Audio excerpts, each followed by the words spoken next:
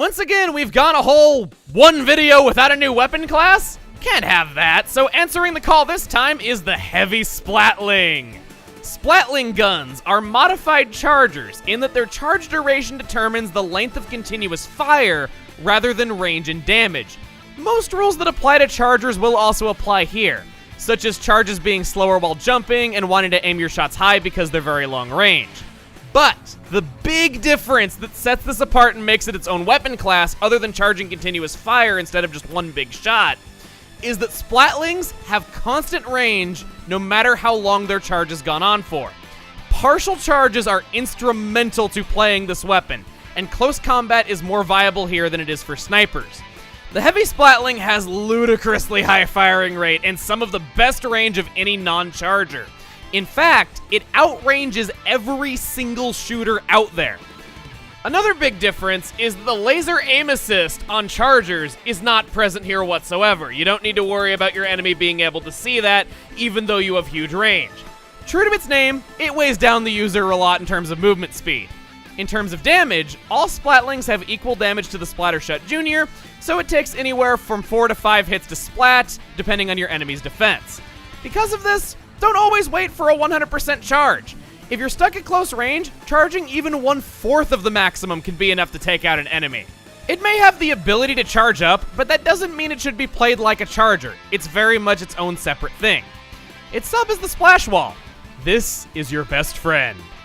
I'm sorry for your apparently pitiful existence. Use this a lot in narrow hallways or when forced to fight up close. It buys more than enough time for a sufficient charge even when it's being shot at. Special is Inkstrike. In addition to the more basic uses, it can flush out potential targets from a really good distance and force them to fight you when a splash wall is already prepared. It's one of the few weapons where I would say an Inkstrike actually has a practical fighting use other than just simply being a defensive or a support option. Here's your equipment recommendations. Nothing really too all out of the ordinary. I think we've been over pretty much all these abilities at this point and you'd understand why I'd suggest them. I like to think of the Heavy Splatling as a gateway charger. Personally, I don't enjoy playing chargers hardly at all, but I enjoy the Heavy Splatling and I can get the hang of it. I think that if you want to get into playing chargers, this is a great weapon to practice with. On to the next kit, the more star-studded roll, Heavy Splatling Deco. Same stats, but it has medium special depletion. Sub is the point sensor. Coupled with the long range and incomplete charges still being enough to kill, this is one of the best sets to have point sensors. Its special is the Kraken. Heavy Splatling is pretty decent at covering turf for a weapon that needs to charge, so it will get this a fair amount. This is for two things: emergencies when someone approaches you with no time to charge, and in situations where invincibility will aid you in reaching a place that will help you play your distance. Also, throwing a point sensor, then using Kraken is a great combo. Don't forget you have it. It's a seriously underrated combo that not many people talk about, but it's so good. And on to the third is a Sheldon's pick unlocked at level 20, Heavy Splatling Remix. Same stats, but with light special depletion yet again.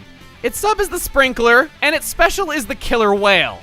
This might seem like a strange combination, but I like to call it flexible. The Killer Wail is the cheapest special in the game, and the Sprinkler makes it even more affordable. The set will get its special all the time, almost to the point of using this kit being centered around using the Killer Wail. And this makes it very good in Rainmaker and tower control. It's not terrible in splat zones either, thanks to the Sprinkler combined with the long firing range of the main gun. Try using it with these things in mind.